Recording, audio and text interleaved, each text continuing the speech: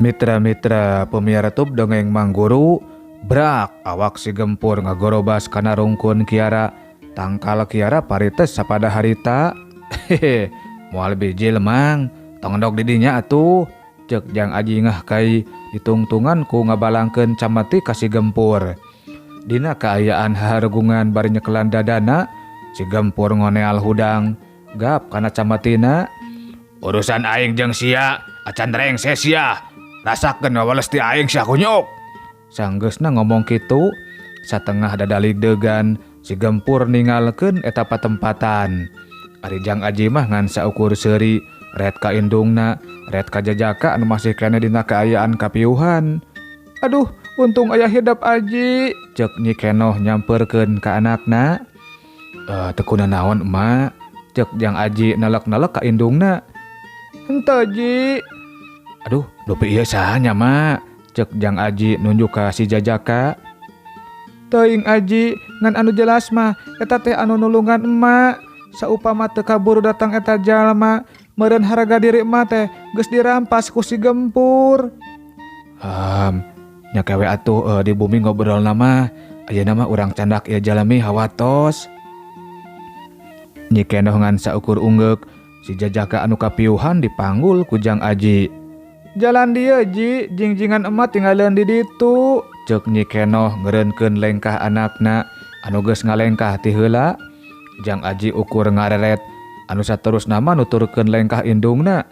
Sanggeus jingjingan kapanggih Jang Aji jeung indungna neruskeun deui lengkahna mapai-mapai jalan satapak anu nuju ka imahna. Ngahaja mapai jalan anu rada nyalingkar sieun papanggih jeung urang lembur. Aduh, aya naon ieu teh? Saha eta? Cek Ma Ucum hari weus-weus mangsa nempo incuna keur mamanggul saurang jajaka. Dilebet we nyariosna emak, cek Nyi Kenoh bari gancang ngagebelangkeun panto sangkan Jang Aji laluasa asup. Ma Ucum ti kerung-kerung kituna teh ari sukuna mah milu ngalengkah nuturkeun anak jeung incuna. Cag Jang Aji ngagolerkeun si jajaka dina amparan samak di tengah imah. Saha eta teh Aji? Kunaon deui? Cek Ma Ucum malikan deui pananya. Kak mawe narosna, abdi mah bade ngebantuin heula cai, tembal Jang Aji. Kituna teh bade gancang ngoloyong ka dapur. Mitra-mitra pemiara tub dongeng mangguru, Ma Ucum mencerong ka Nyi Kenoh. Atuh darak-dak we ku Nyi Kenoh dicaritakeun kajadian anu sabenerna. Ti mimiti manehna balik ti kebon. Nepi ka ditulungan ku Jang Aji anu jadi anakna. Ma Ucum ngaregepkeun omongan anakna kalayan saregep pisan sakapeung gogodeg bari ku mecerek. Geuning jagoan incu emak teh nya. Nyaan si gempur teh medok, cek Ma Ucum siga anu kurang percaya. Mohon emak mangpret. Dedeh. Puas sia gempur, cek Ma Ucum kituna teh bari nyeleukeuteup. Cek si jajaka mimiti sadar tina kapiuhanana. Ma Ucum jeung Nyi Kenoh curinghak gancang ngadareuketan ka si jajaka. Teu lah Kang, cek Jang Aji anu ngurunyung ti dapur ngasongkeun cai ka eta jajaka. Ka dieu Ji kumaha urang panginumankeun, karunya da can kuateun, cek Nyi Kenoh nampanan cangkir. Si jajaka lalaunan nginum cai dina kaayaan awakna anu disangkeh ku Nyi Kenoh jeung ku Ma Ucum.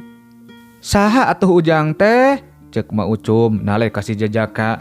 Canggeusna digolerkeun deui, ditanya kitu si jajaka malah hulang-hulang bari nungkup sirahna siga anu nyeri kacida. Sigana geger otak ieu mah Ji. Da tadi kumaha teh katempo sirahna ngajeda kana batu basa dijejek ku si gempur, cek Nyi Kenoh semu hariwang. Ambe, kumaha atuh Nyai? Cek Ma Ucum milu bingung. Nya sina di dieu heula we dugi ka damang mah hawatos, cek Jang Aji. Ma Ucum jeung Nyi Kenoh ngan saukur unggut-unggutan tandani ngabenerkeun kana kamandangna Jang Aji. Mitra-mitra pemiara tub dongeng mangguru, ti poe harita si jajaka anu dina kaayaan poho kana dirina sorangan nganyrek di imahna Mang Ocid Kulawarga Mang Ocid kacida getena ngurus jeung merhatikeun sagala keperluan eta jajaka. Ngan pedah rada aya anu beda ari pikeun Mang Ucum jeung Mang Ocid mah. Sajeroning ngurus si jajaka, katembong Nyi Kenoh mah gede pisan kanyaahna. Teu sirikna sagala keperluan eta jajaka anu tina umurna mah paling oge 3 tahunan leuwih kolot ti Nyi Kenoh. Diladenan kabeh ku Nyi Kenoh. Ajar teh Mang Ocid jeung Mang Ucum mah bisi carape. Tapi boh Mang Ucum anapun Mang Ocid jarempe api-api tenempo kana rengkak paripolah anu jadi anakna. Malah mah aya kabungah jeung harepan dina hate Mang Ucum jeung salakina. Harepan ka eta jajaka pikeun pikahareupkeun Nyi Kenoh anu jadi anakna.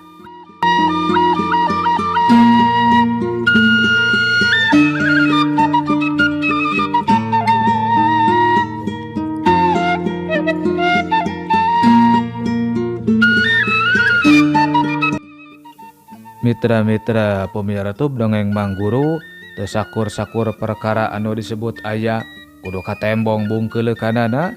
Salah sahijina nyaeta anu disebut waktu. Cenah eta pedah aya jam atawa almanak. Da eta mah ngan saukur pakakas pikeun nunjukkeunana. Kabeh makhluk boh manusia tatangkalan, sasatoan, bangsa jin jeung sajabana. Kabeh kawengku kudu ngaranna waktu.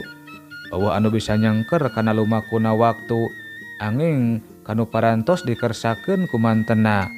Ieu gambaran tinang tu bakal jadi hiji modal ari pikeun jalma-jalma anu harayang ngagali leuwih jero ngeunaan perkara-perkara anu goib mah boh anu aya patula patalina jeung diri. Pon kitu deui perkara gaib anu sifatna leuwih sajati tapi bener-bener kapanggih.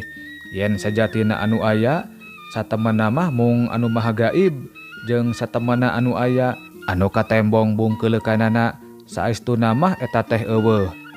Tumali jeung anu ngaranna waktu teu karasa geus ampir 2 minggu saurang jajaka anu can kanyahoan ngaranna nganyerek di kulawargana Mang Ocid.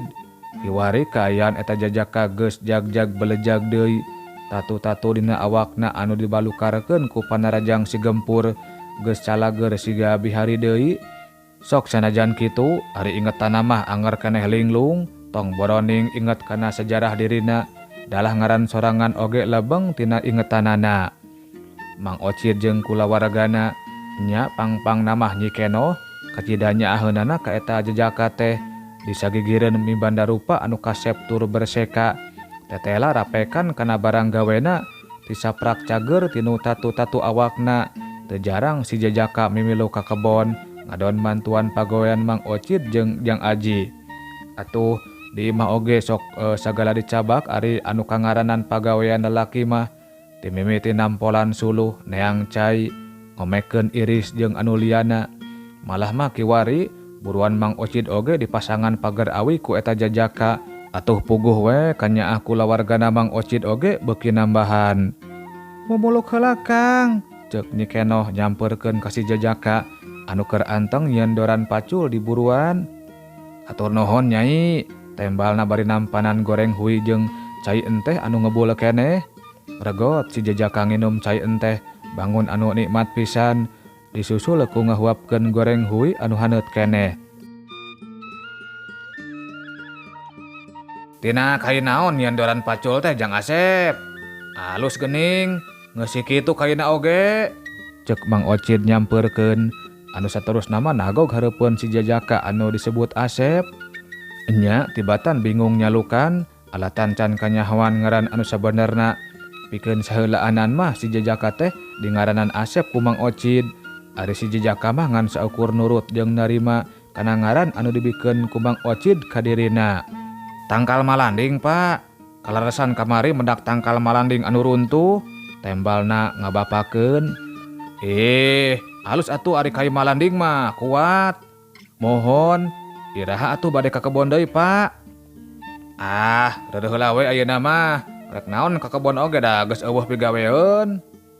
Ari Nyi Kenoh ngan saukur ngebandungan anu keur ngawarangkong anu sakapeung diselang ku ngahuapkeun goreng hui. Won, Rabun. Mang, si Rabun geus indit acan Mang.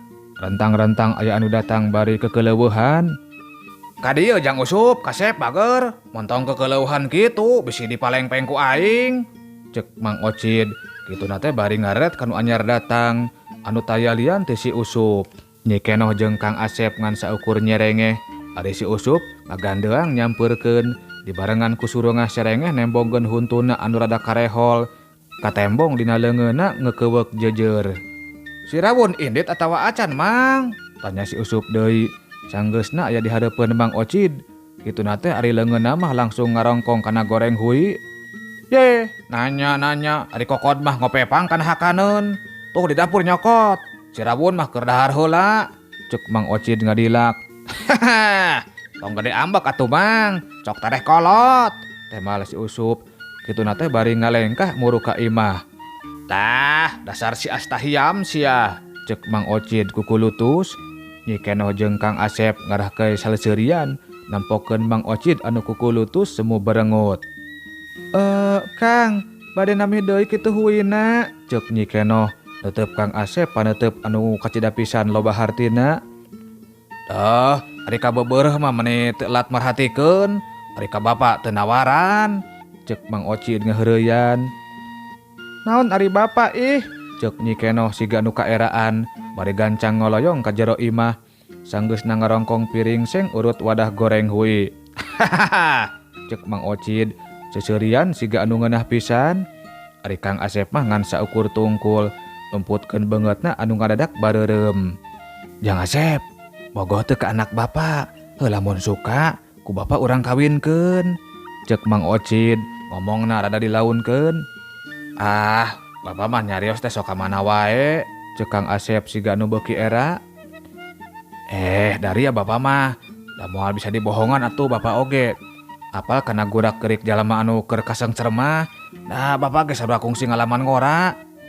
Ah, bapak mah lain ahan, heula mun suka ku bapak rek dikawinkeun.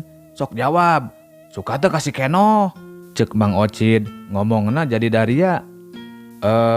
Nya perkawis teu kabat Kang Asep nyaritana sabab kaburu ngurunyung si Usup jeung Jang Aji.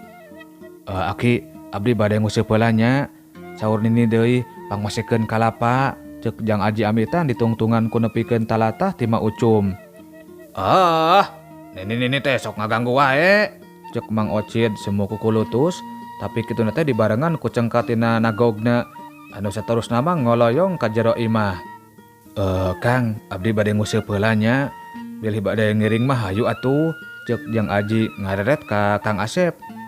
Ah, moal Jang Rawun, kagok ieu aya hanca. Tembal Kang Asep bari ngeureuyeuh deui neruskeun hanca pagaweanana. Geus kitu mah Jang Aji jeung si Usup agaredig ninggalkeun buruan. Sajaroning lempangna, si Usup jeung Jang Aji teu eureun ngawarangkong ngaler ngidul, sagala dicaritakeun. Bade ka mana? Tanya saurang wanoja anu keur napikeun beas di buruan. Dibarung ku seura-seuri nalek ka Jang Aji. Hahaha, rek nguseup atuh nyai, rek milu. Cok si Usup miheulaan nembalan. Lain nanya ka maneh Usup? Cek si wanoja rada berengut.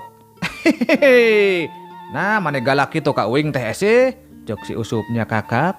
Anu disebut Nyi Esi buat baeud bari ngabalieurkeun beungeutna. Ari Jang Aji mah ngan saukur nyerengeh asa kagugu ku kalakuan anu jadi sobatna. Anu memang sok resep heureuy. Sanggeus amitan ka Nyi Esi, Jang Aji neruskeun deui lengkahna. Sanggeusna rada ngagugusur leungeun si Usup anu terus-terusan ngaheureyan Nyi Esi. Nyi Esi sura-seuri sorangan, deuteup tonggong Jang Aji nepi ka lesna dina pengkolan. Teuing sura-seuri kunaon, ngan anu jelas mah tetep jeung seurina siga anu pinuh ku pangharepan.